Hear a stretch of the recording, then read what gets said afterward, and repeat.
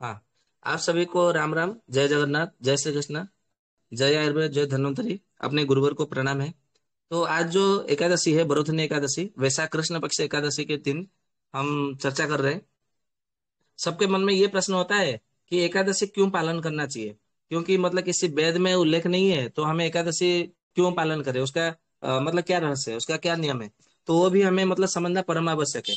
क्योंकि यदि हम मतलब नहीं समझेंगे तो फिर कुछ कर नहीं सकते। तो इसके लिए मतलब समझना तो चाहिए ही चाहिए। तो ये कब से नियम लागू हुआ।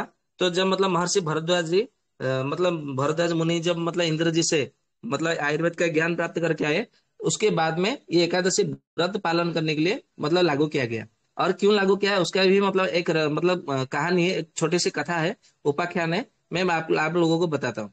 तो जब मतलब सारे संसार में मतलब रोग चारों ओर मतलब फैल गया। तो रोग क्या है, एक प्रकार से एक नकारात्मक शक्ति ही तो है। तो नकारात्मक शक्ति अभी जैसे मतलब चारों ओर महामारी फैल रही है, चारों ओर केमिकल छिड़का जा रहा है। तो केमिकल के फिर मतलब बाद में महामारी बनती है, दुर्भिक्ष आती है। तो एक एक प्रकार से अपने आप में थोड़ी हो जाता है।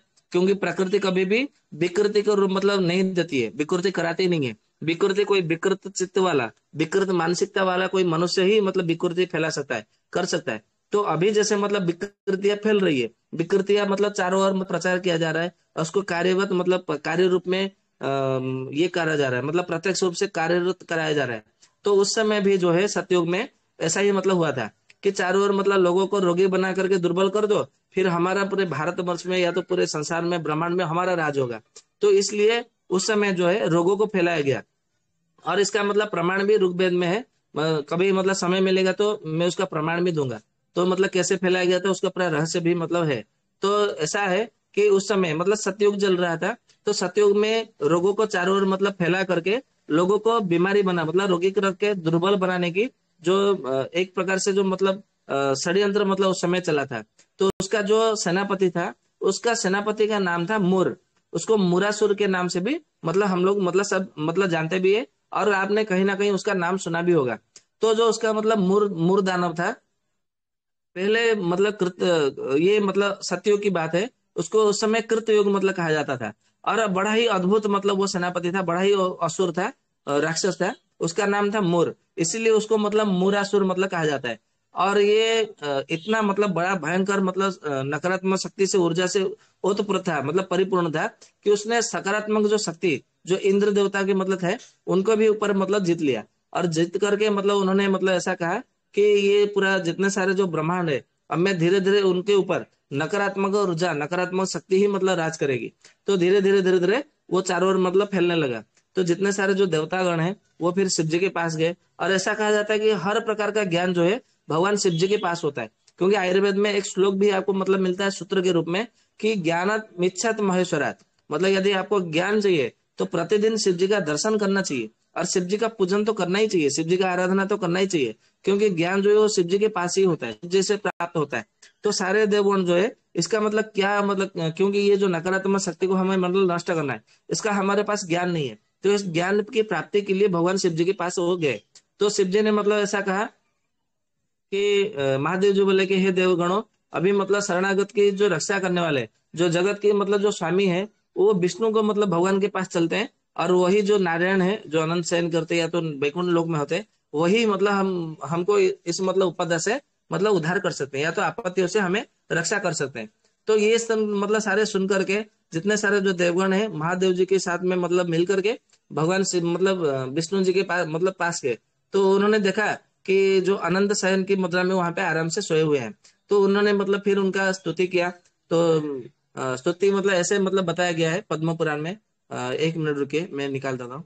हाँ। ओम नमो देव देवाय, देव देव सुवंदितम, दैत्यारे पुंडरीकाक्षम, त्राहिनो मधुसूदनम, दैत्य भीता इमे देवा, मया सह समागता, शरणम त्वं जगन्नाथम, त्वं कर्ता त्वं च कारकम, त्वं माता सर्वलोकानां, त्वमेव जगतः पिता, त्वं स्थिति उत्पत्ति, त्वं च संहारकारकः, सहायस्तं तदेवानां, त्वं च शान्तिकरः प्रभो, त्वं धरः च त्वम् आकाशं, सर्वविश्व उपकारकः, भवस्त्वं च स्वयं ब्रह्मा, त्रैलोक्य प्रतिपालकः, त्वं रविस्त्वं शशाङ्कश्च, त्वं च देवहूतासनः, हव्यं होम हुतं स्तं च, मन्त्रं तन्त्रार्तिजोर्जपः, यजमानश्च यज्ञस्त्वं, फलभोक्ता त्वम् ईश्वरम्, त्वं न तो या रहितं किंचित्, त्रैलोक्ये सचराचरे भगवान देवदेवेश शरणागत वत्सल त्राहि त्राहि महायोगिन पितानाम शरणम भव दानवे निर्जिताम देवा स्वर्ग भ्रष्ट कुर्ता विभो। तो अ, मतलब ऐसा जब मतलब कहा है, मतलब इस प्रकार से मतलब जब सृष्टि किया, मतलब इसका क्या अर्थ है सृष्टि का, मतलब जो स्तुति किया इसका मतलब स्तोत्र का क्या अर्थ है उसको भी मतलब हम समझते हैं।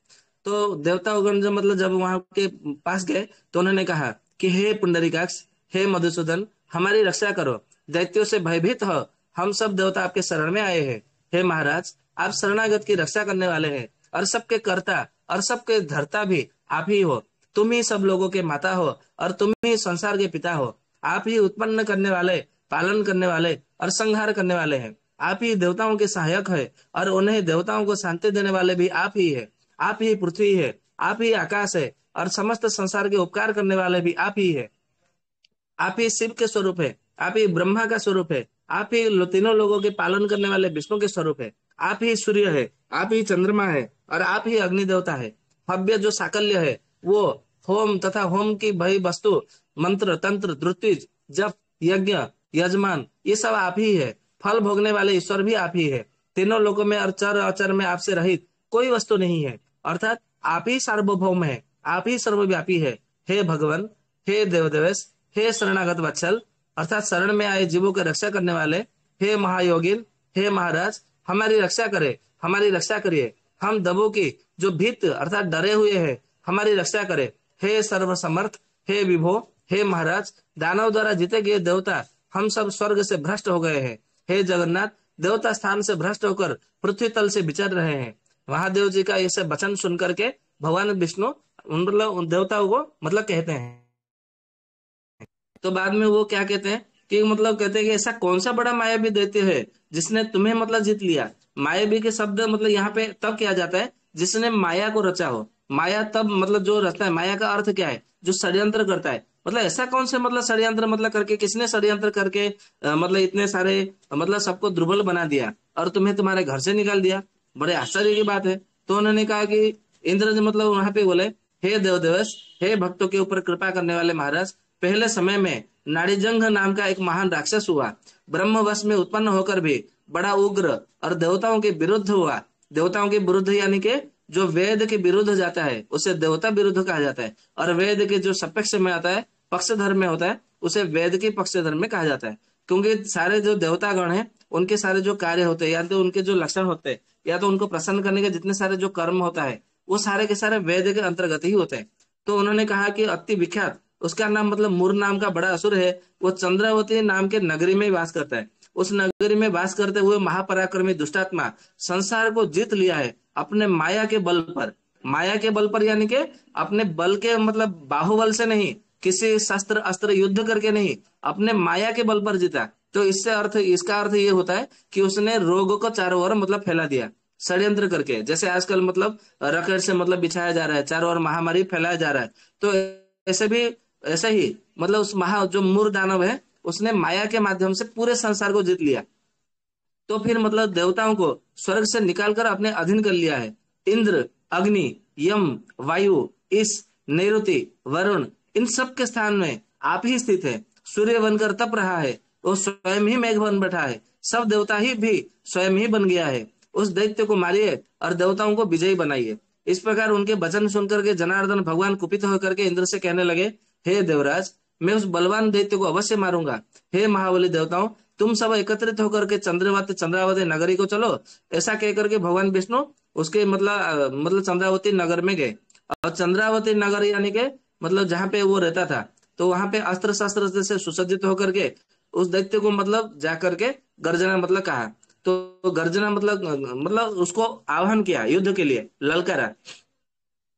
तो उस मतलब दैत्य ने क्या किया कि बहुत सारे मतलब अस्त्र शस्त्र से सुसज्जित होकर के मतलब बहुत सारे सैन्य सामंत लेकर के वो युद्ध करने के लिए आए। तो इस प्रकार से मतलब वो अपने माया के बल के मतलब माध्यम से युद्ध का मतलब करना आरंभ किया। तो सारे देवगण मतलब भित मतलब त्रस्त वित्रस्त होकर के भाग गए। मतलब वो युद्ध से मतलब युद्ध आरंभ ही नहीं हुआ, परंतु सारे के देवगण जो है वो त्रस्त वित्रस्त होकर के भाग गए। तो इसका अर्थ क्या है अभी मतलब हम कहीं भी मतलब रहते हैं, मतलब घर में है, यदि वो घर में कोई धुआं भर लेगा तो हम थोड़ी रह पाएंगे, तो वो बाहर निकल आएंगे। जैसे कोई बिल है, बिल के अंदर चूहा है, यदि हम उस बिल में पानी भर देंगे तो चूहा तो बिलकता हुआ लगता हुआ बाहर आ जाएगा। ठीक उसी तरह देवगण मतलब है जहाँ पे मतलब रक्तपात होता है, जहाँ पे मतलब किसी को गाली दी जाती है, या तो जहाँ पे कुछ ना कुछ नकारात्मक शक्ति ऊर्जा बढ़ती है, तो वहां पे देवगण यानी कि सकारात्मक ऊर्जा रह ही नहीं सकती, मतलब वहां पे वास कर ही नहीं सकता। ये उसका मतलब अर्थ है। तो शंख चक्र गदा के धारण करने वाले जो भगवान विष्णु है, उन असुरों को आता देख सबके शरीर को सर्प के समान बाणों से बेध दिया। मतलब बाणों से बेध दिया अर्थात मतलब शरीर सर्प के समान बाणों से बेध दिया। मतलब जैसे मतलब कोई आता है, यदि वो सर्प देख लेता है तो वो डर के मारे नहीं भाग जाएगा पीछे। ठीक उसी तरह शंख चक्र गदा के धारण करने वाले भगवान विष्णु, हम इसको यदि आयुर्वेद के आधार पर समझेंगे तो इसका अर्थ ये होगा कि यदि नकारात्मक शक्ति को यदि दूर करना है, तो सबसे पहले आपको अपने घर में प्रतिदिन सूर्योदय और सूर्यास्त के समय शंख को बजाना चाहिए। तो शंख को यदि शंखनाद किया जाता है तो नकारात्मक शक्ति ऐसे ही दूर भाग जाती है। फिर कहा जाता है चक्र। चक्र यानी कि क्या? चक्र यानी कि जैसे भगवान मतलब आपने फोटो में देखा होगा, चित्र में देखा होगा, वो चक्र धारण करने वाला ऐसा नहीं है। चक्र का अर्थ है समूह। चक्र का अर्थ होता है तेज समूह। तो तेज समूह किस में होता है? तो दीपक में होता है। इसीलिए प्रत्येक सूर्योदय के समय और सूर्यास्त के समय में घर में दीपक जलाना चाहिए, घी का दिया या तो तेल का दिया जलाना चाहिए। तो चक्र समूह होता है, उसको चक्र कहा जाता है। फिर गदा। गदा यानी क्या होता है? तो गदा यानी कि जो घंटा होती है ना, घंटा का नाद भी है एक प्रकार से गदा का जैसा वो प्रहार करता है। आप मतलब जो उसका जो कंपन होता है, वो कंपन से जो नकारात्मक शक्ति होती है उसके ऊपर वो प्रहार होता है। तो उसके वजह से मतलब प्रहार होता है, सारे नकारात्मक जो नकारात्मक शक्ति है वो भाग जाते हैं। इसके लिए मतलब शंख चक्र गदा और पद्म। पद्म यानी कि क्या है? वो एक प्रकार से मतलब ऐसा पद्म के विषय में ऐसा कहा जाता है तत्व ज्ञान के आधार पर कि पद्म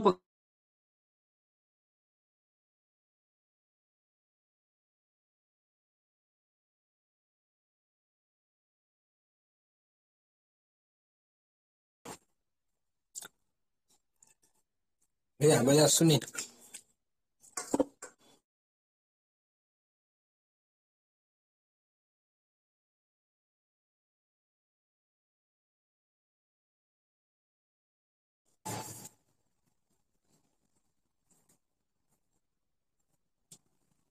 देखिए ଶୁଭୁନି ଏକ କାଟିକି ଆଉଥରେ ଯୋଡ଼ନ୍ତୁ।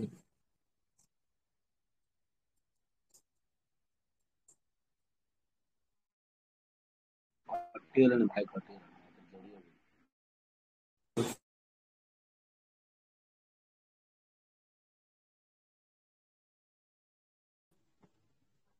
हेलो, जय जगन्नाथ। ଶୁଭୁଛି ଏବେ? ଆଜ୍ଞା जय जगन्नाथ। ହଁ। को पर्यटन कहली। हाँ हाँ, पद्म ପଦ୍ମ पद्म यानी कि कमल का फूल। तो कमल का फूल का जो तत्व का अर्थ ये है कि जैसे आप कभी तालाब में गए होंगे, तो कमल का फूल तालाब में होता है, कीचड़ में होता है, परंतु उसमें कीचड़ उसमें लगता नहीं। पानी में उसका वास होता है, फिर भी उसमें पानी का उसमें स्पर्श मात्र नहीं होता। पानी उसको मतलब छू ही नहीं पाता। ठीक उसी तरह हमारा मन को उस समय जो है पद्म की भांति बनाना चाहिए। मतलब हम संसार में है, घर में है, परंतु घर के साथ में जुड़ना नहीं चाहिए उस समय, मतलब आराधना करते समय, संध्या के समय। तो इसका अर्थ ये मतलब अर्थ होता है। तो शंख चक्र गदा पद्म यानी कि शंख का नाद करना, फिर दीपक जलाना, फिर गदा यानी कि घंट का नाद करना, जिससे कि कंपन की सृष्टि हो। और अपने कमल के जैसा जो सुगंध है, वो तो मतलब सुगंध यानी कि कमल जो होता है ना, वो सूर्य भगवान को प्रिय होता है, ये ध्यान में रखना है। और यदि आपने अपने हृदय को कमल जैसा बना लिया, अपने मतलब मुख को, वचन को, सबको यदि कमल जैसा बना लिया, तो कमल सूर्य भगवान को बड़ा ही प्रिय होता है। और आयुर्वेद में क्या कहा है कि आरोग्यम भास्करात इच्छेद। तो आरोग्य की जो प्राप्ति होती है वो भगवान सूर्य जैसे प्राप्त होती है, सूर्य भगवान जैसे। और सूर्य भगवान जैसे जो आरोग्य प्राप्ति होती है, और सूर्य भगवान प्रसन्न होते हैं तभी आरोग्य की प्राप्ति होगी। और सूर्य भगवान कब प्रसन्न होते हैं? जब वो कमल को देखते हैं। तो कमल देखने देखने की यानी कि ऐसा थोड़ी है कि अपने सर में कमल को लेकर के ढोना है। तो कमल जैसा मतलब जो विचार है, जो वाणी है, जो सौरभता है, वो अपने हृदय में, अपने जीवन में लाना है। तो भगवान सूर्य देवता प्रसन्न होकर के आपको आरोग्य की प्राप्ति कराएंगे। तो वो जो मूर दानव के साथ में अपने माया बार बार प्रपंचता से युद्ध मतलब कर रहा था। युद्ध कर रहा था यानी कि अस्त्र शस्त्र से युद्ध नहीं कर रहा था, प्रपंचता से युद्ध कर रहा था, माया से युद्ध कर रहा था। तो उसके ऊपर भगवान मतलब धीरे धीरे क्या करे, उसको मतलब मानने के लिए उसका क्योंकि उसका माया से तो, क्योंकि वो तो मायापति है। मायापति है, और उसको मतलब ऐसा कहा जाता है मायाधिपति, मायापति। तो मायापति को माया नष्ट करने में कितना समय लगता है, तो बार बार माया नष्ट करते थे, फिर वो माया मतलब प्रकट करता है। तो इस प्रकार से 10,000 वर्ष तक मतलब युद्ध चलता रहा। ये सत्यों की बात है। 10,000 दिव्य वर्ष तक, दिव्य वर्ष यानी कि 12 वर्ष को एक दिव्य वर्ष माना जाता है। तो 10,000 दिव्य वर्ष यानी कि उसमें 12 आप गिन लीजिए, तो कितना होता है, 12 10 यानी कि 120। तो 120,000 यानी कि 1,20,000 वर्ष, मतलब 1 लाख मतलब 120,000 वर्ष तक जो है उस समय ये युद्ध चल रहा था। फिर मतलब उससे मतलब क्या हुआ कि उससे फिर बाद में वो सारे जब मतलब माया नष्ट हो गई, माया नष्ट होने मतलब माया जो तो जैसे कोई जादू विद्या, जादूगर क्या करता है, हाथों से करता है। तो भगवान उससे मतलब माया उसको प्रकट ना करे, मतलब उसको प्रकट ना करने का अवसर न देते हुए उसके साथ में बाहु युद्ध यानी कि द्वंद्व युद्ध करने लगे। मतलब जो मल्ल युद्ध होता है ना हमारे भारत में, तो मल्ल युद्ध, द्वंद्व युद्ध, ये सब पहले बहुत प्रसिद्ध होता था। बाहु युद्ध, तो बाहु युद्ध जैसे कुश्ती लड़ते हैं आजकल, तो वो बाहु से बाहु मिला करके युद्ध करने लगे। तो ऐसा करते करते बहुत थक गए। तो फिर उसमें ऐसा हुआ कि उसमें मतलब फिर मतलब उसको मारने के बाद में बद्रिकाश्रम में मतलब चले गए उस समय। तो बद्रिकाश्रम क्यों चले गए, कि बद्रिकाश्रम इसलिए चले गए, आज जो बद्रिकाश्रम है वहां पे इसलिए गए क्योंकि वहां पे मतलब आप कभी गए होंगे तो आपके शरीर में जितने सारे मतलब थकान है वो सारे थकान को दूर कर देता है। और वहां पे मतलब जो वहां पे जो सुगंध की जो हवा है, वायु है, वो वायु में ही इतनी दिव्यता है। वहां के जल में, वायु में, वहां पे मिट्टी में, वो परिवेश में, वातावरण में इतनी दिव्यता है कि वहां पे रहने मात्र से ही मतलब सब कुछ थकान दूर कर देता है और शक्ति का संचार होने लगता है। इसलिए जो दुर्बल हो गए, मतलब 10,000 दिव्य वर्ष तक जो युद्ध किए थे, दुर्बल हो गए थे, इसलिए अपने दुर्बलता को दूर करने के लिए वहां पे वास किए। तो वहां पे हेमवती नाम की एक मतलब गुम्फा थी। उस गुम्फा में मतलब भगवान जा करके सोने के लिए मतलब प्रवेश किए कि मैं बहुत थक गया हूँ और मैं वहां पे मतलब मतलब सो जाऊंगा, मतलब विश्राम कर लूंगा, ऐसा सोच करके वो गए। और वहां पे 48 कोस मतलब चौड़ा था। वो जो गुम्फा था 48 कोस मतलब चौड़ा था, उसमें ऐसा मतलब कहा जाता है। और उसमें निर्भय होकर के मतलब जा करके उसमें मतलब सो गए भगवान। तो इसमें मतलब सोने के बाद में नहीं, मैं यहाँ पे गलत बोला। मतलब भगवान मतलब विष्णु भगवान ने उस असुर का मतलब वध नहीं किया था। वो मतलब थके हारे मतलब हो करके वो जा करके वो यहाँ पे मतलब गुफा में सोने के लिए चले गए। तो वो जो मतलब असुर था, मूरासुर, मूर दानव, उनके पीछे पीछे पीछे पीछे मतलब प्रवेश किए। तो भगवान ने देखा कि इसको तो मैं मतलब मार नहीं पा रहा हूँ, वध नहीं कर पा रहा हूँ, तो इसमें मतलब इतनी दिव्य शक्ति है, तो फिर मतलब मैं पहले थोड़ा विश्राम कर लेता हूँ, थका हारा हूँ, फिर मतलब जब मैं बलवान हो जाऊं, बल से युक्त हो जाऊं, फिर उसको मतलब मैं वध करूंगा, ऐसा विचार करके वहां पे मतलब चले गए। तो वहां पे जाने के बाद में वो दानव मतलब जो मुरासुर है वो भी मतलब पीछे पीछे गया। और भगवान विष्णु को शयन करते हुए देख करके वो चिंता करने लगा, अरे ये क्या, मतलब ये तो दैत्यारी है, ये तो दानवों के नाश करने वाले दैत्यारी है, इसका नाम दैत्यारी है। और ये मतलब मुझसे युद्ध कर मतलब करने के बजाय ये यहाँ पे मतलब सो के मतलब सो रहा है। अब मैं ऐसा करता हूँ कि जो दानवों के वंश का नाश करने वाले हरि है, श्री हरि है, इनको ही मतलब मैं मार देता हूँ। तो इस प्रकार दुष्ट बुद्धि वो विचार करते हुए मतलब विचार ही कर रहा था। उस समय क्या हुआ कि उनके शरीर में से एक दिव्य ज्योति प्रकट हुआ। तो दिव्य ज्योति मतलब जैसे ही प्रकट हुआ मतलब एकदम जलन शक्ति, वो जलन शक्ति से वो जल करके भस्म हो गया वो राक्षस, मतलब वो मुरासुर जो सेनापति था, सारे मतलब जो रोगों का जो सेनापति था मुरासुर, वो भस्म हो गया। फिर वो दिव्य अस्त्र शस्त्र मतलब धारण करने वाले जो मतलब वो देवी मतलब है वहां पे मतलब मतलब प्रकट हुए, देवी का रूप मतलब लेकर के ज्योति से प्रकट हुए। और देखा कि भगवान विष्णु जी मतलब थोड़ा थके हारे हैं, तो उनका मतलब पैरों को मतलब उन्होंने मचलना आरंभ किया, मतलब थोड़ा जो बोलते हैं ना कि मैं आओ, मैं तुम्हारा चरण पखार लूं, मैं तुम्हारा चरण दबा दूं। तो वो पैरों को मतलब दबाने मतलब आरंभ किए। अभी मतलब कोई दिन भर में बहुत थका मांदा आ रहा है, यदि रात को सोने से पहले यदि उसको हम यदि चरण दबाते हैं तो उसका बहुत अच्छी नींद आती है और वो उसकी प्रसन्नता बढ़ जाती है और उसका थकान मिट जाता है। तो ऐसे ही मतलब जैसे ही वो देवी ने जैसे ही उनका मतलब उनके चरण दबाए, तो धीरे धीरे धीरे उनका सारा जो थकान था भगवान श्री विष्णु का, वो उनका मतलब नष्ट हो गया, दूर हो गया। फिर मतलब क्या हुआ कि विष्णु भगवान मतलब उठ करके मतलब देखे, तो सामने मतलब असुर मतलब वहां का उसका मतलब सर कटा हुआ है और उसका शरीर मतलब धीरे धीरे थोड़ा जल रहा है। और उस समय मतलब एक कन्या को सामने मतलब देखा उन्होंने। तो उन्होंने कहा कि ये दुष्ट को किसने मारा, मैंने तो नहीं मारा था, क्या मतलब इसने इसको किसी ने देवता ने या किसी गंधर्व ने, इंद्र ने, किसी देवता ने तो नहीं मारा है, या तो किसी नाग ने तो नहीं डसा है, तो मतलब इसका मारा किसने। तो जो दिव्य शक्ति से, जो दिव्य ज्योति से जो कन्या मतलब उत्पन्न हुई थी, उन्होंने कहा कि हे प्रभु, मैं तुम्हारे जो मतलब जो परोपकार के जो भावना है, और तुम्हारे शरीर में जो युद्ध चल रहा था, युद्ध चल रहे थे, तो तुम्हारे मतलब जो पित्त जो कोशिका है, जो साधक पित्त है, जिसको मतलब जिससे ओज उत्पत्ति होती है, उसी ओज से मैं तुम्हारे अंश से ही मतलब तुम्हारे ओज से मैं उत्पत्ति हुआ हूँ, और मैं उत्पत्ति होकर के ज्योति स्वरूप मैं इस दैत्य को मार दिया है, और तुमने मतलब सोया देख करके मतलब मैंने इसको मारा है, और मतलब मैंने कुछ नहीं किया। तो इस प्रकार से भगवान बोले, वो मतलब प्रसन्न हो गए। तो बोले कि हे अनघे, तुम्हारे मतलब तुमने एक इस असुर को मारकर तुमने मतलब तीनों लोगों का कल्याण किया है, और तीनों लोगों को स्वस्थ बनाने में तुम्हारी बड़ी भूमिका है, इसलिए मैं तुमसे बड़ा ही प्रसन्न हूँ तुम्हारे ऊपर। और सारे देवता आज से मतलब हृष्ट पुष्ट होंगे, सारे संसार के प्रजागण हृष्ट पुष्ट होंगे। हृष्ट पुष्ट कब होते हैं? जब मतलब रोग दूर हो जाता है। एक एक का शब्द हमें मतलब समझना चाहिए। तो सारे रोग मतलब रोग जो नया नया रोग जो उत्पन्न किया जाता था, मूर्दाना मतलब उत्पन्न करता था सेनापतित्व पद मतलब भार लेकर के, तो जो मतलब वो नहीं रहा, तो रोग मतलब अपने आप में नष्ट हो गए, मतलब माया से जो रोग उत्पन्न होता था वो नष्ट हो गया। तो फिर सारे देवता, सारे प्रजागण, सारे मनुष्यगण, मानव समाज हृष्ट पुष्ट हुए। साथ में देवगण भी मतलब आनंदित हुए। वो इसलिए हुए क्योंकि वो वेद के वे जितने सारे जो पक्षधर काम है वो होने लगेगा। तो अनघे, मैं तुमसे बड़ा ही प्रसन्न हूँ। तुम कोई वर मांग लो, मैं तुम्हें वो वर दूंगा जो देवताओं को भी मतलब दुर्लभ है। तो उनके मतलब में वो कन्या बोलती है कि हे देव, यदि आप मतलब मुझ पर प्रसन्न है, तो ऐसा मतलब वर दीजिए कि मैं आज से आपके पुत्र कहलाऊं, क्योंकि मैं आपके साधक पित्त के मतलब हृदय से, पित्त से मतलब मैं उत्पत्त प्रकट हुआ हूँ, मतलब आपके हृदय से ही प्रकट हुआ हूँ, इसलिए मैं आपके पुत्र रूप में मतलब कहलाऊं। तो फिर मतलब बोले कि तथास्तु।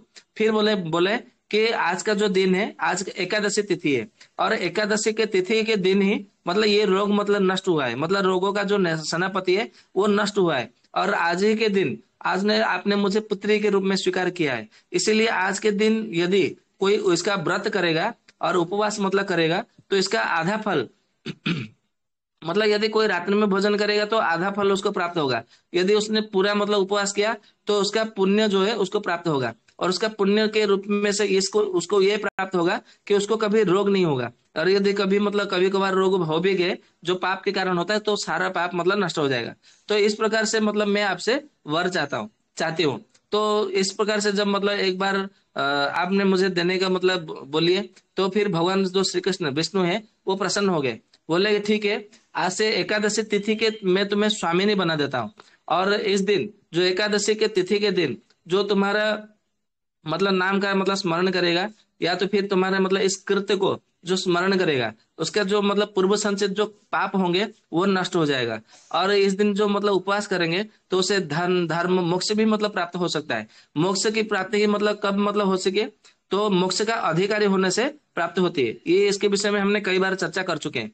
तो भगवान बोले मतलब हे कल्याणी, तुमने जो कुछ कहा है वो सब मतलब वो उसको प्राप्त होगा जो इसका मतलब एकादशी का व्रत मतलब पालन करेगा। वो और वो भक्त जो है मेरे लिए मतलब हृदय से भी मतलब सबसे प्रिय होगा, और तीनों लोगों में विख्यात होकर के मेरे निकट मतलब मुझे ही मतलब प्राप्त होगा, और वो मेरे भक्ति में परायण होकर के, तो मतलब एकादशी के तिथि के दिन ही उत्पन्न हुई है, इसीलिए जा, आज से मैं तेरा नाम एकादशी ही रखता हूँ।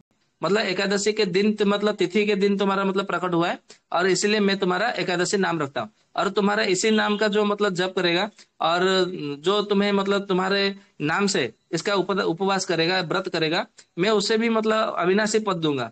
और तृतीया तिथि, अष्टमी तिथि, नवमी तिथि, चतुर्दशी तिथि, ये तिथियां मुझे बहुत ही प्रिय है। तो आज से एकादशी तिथि भी मुझे बहुत प्रिय होगा। एकादशी का पुण्य सब तीर्थों से पुण्य के अधिक होगा। इस प्रकार से उन्होंने मतलब कह करके, तो उन्हें मतलब बाद में मतलब ये वर प्रदान किया। और जब मतलब भगवान भरद्वाज जी जब मतलब आए इंद्र से, इंद्र देवता से जब आयुर्वेद का मतलब धारण करके, तो ये इसी बात को देवराज इंद्र जी ने भी मतलब वहां पे मतलब ये कहा है कि एकादशी का जो मतलब ये करते, उपवास करते, पालन करते, तो उनका जो पाप होता है वो नष्ट हो जाता है, फिर उनको मतलब पाप होता नहीं है। तो पाप नहीं होता है तो उससे होता है कि मतलब उनके शरीर में जो रोग है वो रोग उत्पन्न नहीं होते। इसलिए हर किसी को एकादशी का व्रत पालन करना ही चाहिए। तो इस प्रकार से ये उसकी कथा है। और ये मार्गशीर्ष महीने में इसका सबसे पहले आरंभ करना चाहिए। लोगों को लगता है कि हम मतलब कब करना चाहिए हमें, मतलब कभी मतलब कभी इसका मतलब आरंभ करना चाहिए, इसके विषय में मतलब सबको ऐसा लगता है। तो इसमें मतलब कोई शंका नहीं करना चाहिए। हालांकि मार्गशीर्ष मतलब जो कृष्ण पक्ष है उसकी उत्पत्ति हुई, मतलब उस दिन हुई थी, मतलब जो एकादशी तिथि का जो मतलब उसको शामिल नहीं किया गया। इसीलिए जिनको सबसे पहले एकादशी व्रत का आरंभ करना चाहिए वो मार्गशीर्ष महीने के कृष्ण पक्ष के दिन से उसको सबसे पहले आरंभ करना चाहिए।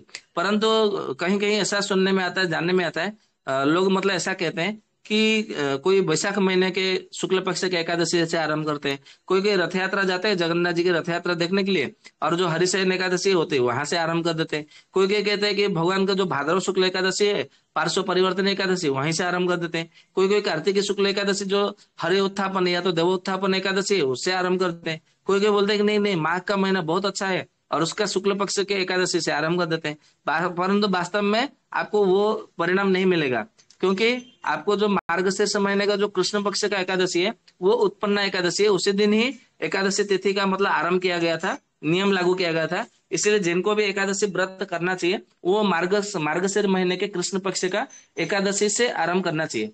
तो इस प्रकार से ये कथा है। तो आशा करता हूँ आप लोगों को सबको अच्छा लगा होगा। तो यदि आप लोगों के मन में किसी का कोई कोई प्रश्न है, कोई शंका है तो रख सकते हैं, कोई बात नहीं। जय जगन्नाथ।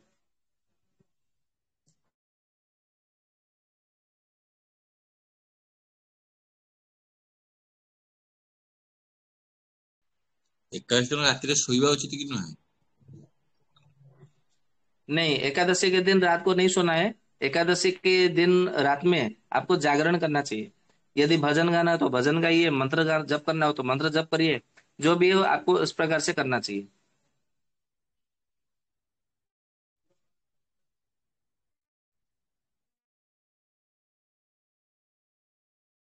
और किसी भाई बंधु का कोई प्रश्न है?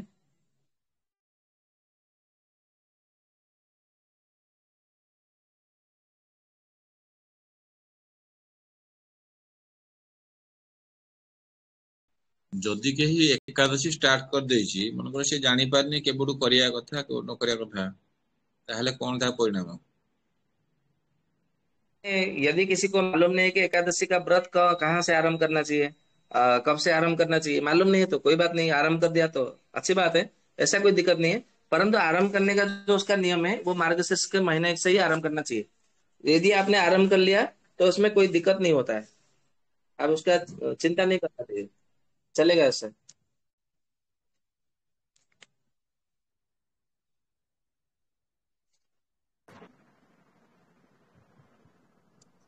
जय जगन्नाथ बाबा जी। जय जगन्नाथ, जय जगन्नाथ। बोलिए। अच्छा, ये जो 4 टाइम बोले कि ध्यान करना चाहिए, तो कौन कौन सा समय होगा ध्यान का?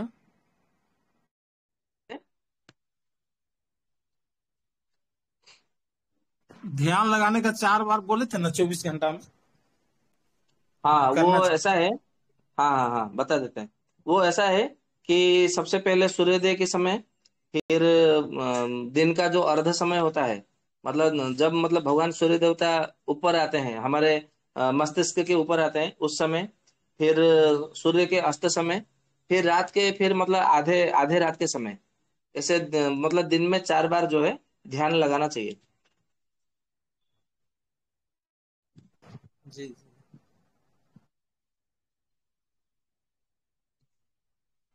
ଆଚ୍ଛା, ଯୋଉ ଜପ ରାତି ସାରା ଜପ କରିବାକୁ ହେଲେ ଆମର କଣ ଜପ କରିବା? ଓମ୍ ନମୋ ଭଗବତେ ବାସୁଦେବାୟ? हाँ, कर ओम नमो भगवते वासुदेवाय अथवा ओम नमो नारायणाय, कोई भी ऐसा जप कर सकते हैं। ये घीर दीपक जलाई परियो कि राति आगे? हाँ, घी का दीपक जला सकते हैं या तो तिल का तेल का दीपक जला सकते हैं। क्योंकि घी जी का जी। दीपक है ना, मतलब मिलता नहीं है, असली मिलता नहीं है। इसलिए उसका विकल्प जो है भगवान श्री कृष्ण ने कहा है, जो तिल होता है वो भगवान के विष्णु के शरीर से प्रकट हुआ है और उन्होंने ही प्रकट किया है। इसलिए यदि तिल का तेल से यदि कोई दीपक जलाता है तो भगवान श्री हरि विष्णु भी उससे बहुत प्रसन्न होते हैं। इसलिए आप तिल का तेल का दीपक जला सकते हैं, और हर घर में तिल का तेल का दीपक तो होना ही चाहिए जलाने के लिए। जी। वैद जी राम राम। हाँ जी, राम राम।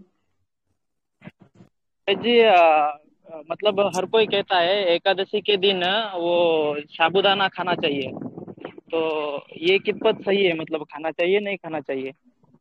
नहीं खाना चाहिए।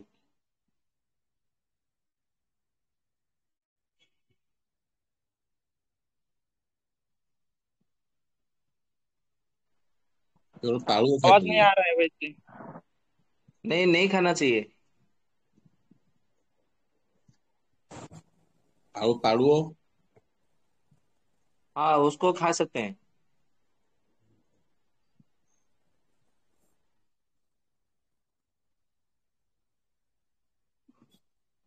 आज तो का फिर जो कैसे कच्चा एकादशी। कैसे लेना है? हाँ जी। कच्चा में कैसे लेंगे भैया? क्या बोल रहे, सुनाई नहीं दे रहा है।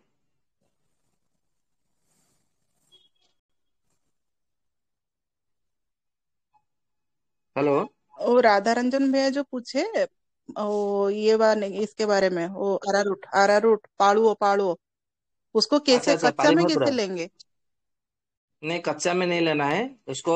ऐसा करना है, थोड़ा उसको उबाल लीजिए, उबाल करके मतलब उसका सेवन कर सकते हैं तो चलेगा, कोई दिक्कत नहीं है। ଏଥିରେ କେବଳ ମିଶ୍ରି ପକେଇ କରିପାରିବା ନା? हाँ जी, हाँ जी। ଆଉ କିଛି ନାହିଁ। जी, जितने सारे फल मूल आप सेवन कर सकते हैं। और ऐसे भी गौ माता का मतलब आशीर्वाद प्राप्त करने के लिए कहा गया है, तो गौ माता का आशीर्वाद, गौ माता का दूध होता है, दूध का सेवन कर सकते हैं रात में।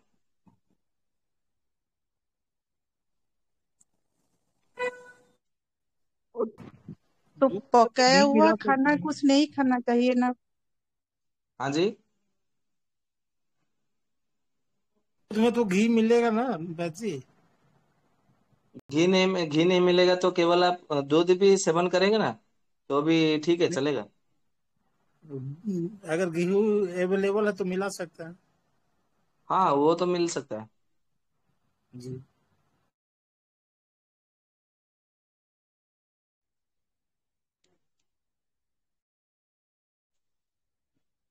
और किसी को कुछ बोलना है तो बोलिए, या तो पूछना है तो पूछिए।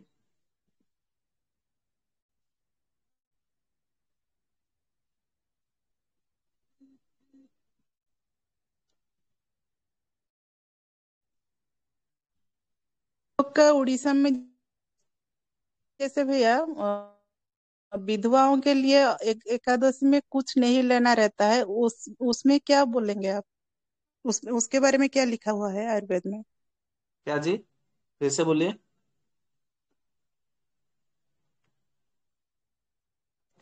हम हेलो। लोग का उड़ीसा में जैसे हाँ। विधवाओं के लिए हाँ भैया, एकादशी में विधवाओं को हम्म। कुछ लेने के लिए मना किया जाता है, तो उसके बारे में क्या बताया गया है? ऐसा कुछ नियम है क्या? हाँ, नहीं, ऐसा कोई नियम नहीं है, ये केवल हमारे उड़ीसा में ही मतलब बताया जाता है, और इसलिए बताया जाता है कि विधवा यदि मतलब अधिक मात्रा में भोजन करते हैं, तो भोजन करते हैं तो फिर उनके मन में कामोत्तेजना भाव ना उत्पन्न हो, इसके लिए मना किया गया है, और कोई कारण नहीं है। मतलब वो लोग भी फल लेके मतलब रह सकते हैं? हाँ जी, हाँ जी। फल फलाहार कर सकती है, दुग्धाहार कर सकती है, घृत का सेवन कर सकती है, कोई दिक्कत नहीं है।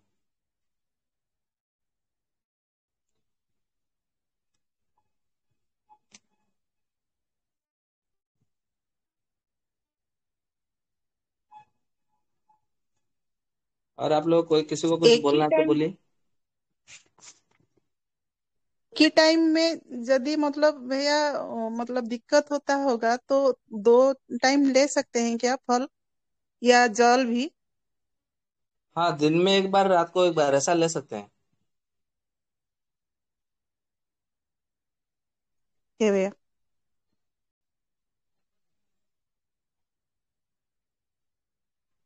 अभी आप लोगों के मन में, किसी के मन में कोई प्रश्न तो नहीं है ना, कोई शंका।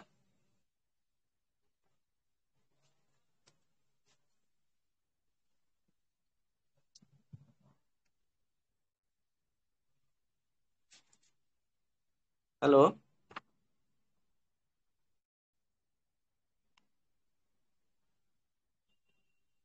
ठीक है, फिर सत्र को विराम देंगे। जी जी। तो आप लोगों के कोई मतलब कुछ कहना हो तो कहिए।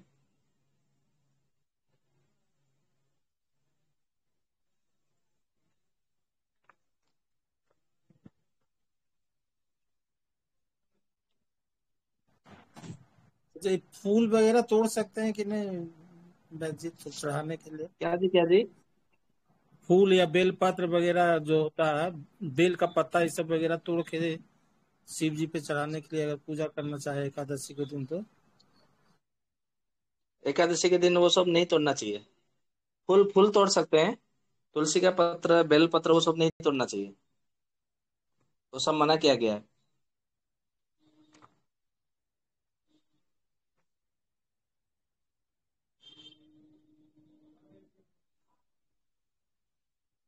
जगन्नाथ। कोई कोई बोलते हैं भैया कि एकादशी के दिन नया काम शुरू नहीं करना चाहिए, ऐसा कुछ है क्या? हाँ, ऐसा तो है कि एकादशी के दिन वो सब मतलब नहीं करना चाहिए। और तो मैं तिथि आप होगा लोगों को एक मतलब एकादशी। और एक खुशखबरी देना चाहता हूँ। आज सूर्यास्त के समय, एकादशी है ना, सूर्यास्त के समय ऐसा करेंगे, जो भगवान श्री मतलब विष्णु का जो सहस्त्र नाम स्तोत्र है वो पाठ करेंगे। कैसा रहेगा? ठीक है, बढ़िया रहे। भैया आप थोड़ा सा उसको फोटोकॉपी करके भेज दीजिए। हाँ वो जी। आयुर्वेद का जो विष्णु सहस्त्र नाम है उसका थोड़ा फोटोकॉपी कर। आयुर्वेद में जो विष्णु सहस्त्र नाम चरक संहिता में है उसका थोड़ा फोटोकॉपी भेज देने से हम लोग पढ़ पाएंगे। ठीक है, मतलब मेरा अक्षर आप लोगों को समझ में आएगा नहीं आएगा, फिर भी मैं प्रयास करता हूँ। ठीक है, उसकी तो मेरी भाई इच्छा है, भाई, मैं उसका हाँ। कोई एकादशी कर रहा है, कोई जैसे कि अशुद्ध घर कारण से या कोई कारण से एकादशी टूट गया, एक दिन छूट गया एक महीना में, तो उसके उसके लिए क्या करना पड़ेगा? एकादशी क्यों तोड़ना, छोड़ना क्यों है? तो घर में कुछ दिक्कत हुआ, कोई मर गया या कुछ बच्चा हुआ, तो अशुद्धता आता है ना उसमें। उसमें ऐसा कहा गया है, यदि कोई मतलब मर भी गया तो आपको मतलब एकादशी व्रत यदि मतलब आपको है ना, मतलब आप फलाहार करके कर सकते हैं, या तो फिर उपवास करके भी आप ऐसा कर सकते हैं, जो कि आपका एकादशी का व्रत जो वो भी अक्षुण्ण रहेगा, और आपका जो अशुद्ध कार्य, मृत कार्य है, वो भी संपन्न हो जाएगा। तो आपको कोई भी मतलब एकादशी नहीं छोड़ना है। जी। ठीक है जी। भैया बच्चों के लिए क्या कर सकते हैं एकादशी में? कितना बच, बार दे सकते हैं उन लोग हाँ, को बच्चों के लिए ऐसा कहा गया है फल कि 12 वर्ष की आयु तक वगैरह? बच्चों को एकादशी व्रत पालन करना मतलब आवश्यक नहीं है। यदि उनकी इच्छा हो रही है तो केवल फलाहार करते हुए, परंतु उनके लिए ऐसा नियम नहीं है कि दिन में एक ही बार भोजन करना है, 2 बार भोजन करना है, ये नियम नहीं है। वो दिन भर में 3 बार, 4 बार, 5 बार भोजन करते हुए भी बच्चे लोग एकादशी व्रत पालन करना चाहिए।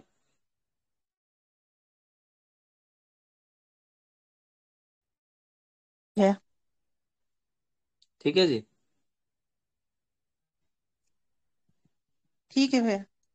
जी, आप सबका बहुत बहुत धन्यवाद इतना समय देने के लिए। तो भगवान जगन्नाथ जी आपके एकादशी व्रत को सफल बनाए, और आप सब पाप के भाव से मुक्त हो, और आरोग्यता की ओर से प्राप्ति हो। इतना कहते हुए आज के सत्र को हम विराम देते हैं। धन्यवाद। जय जगन्नाथ। जय जगन्नाथ।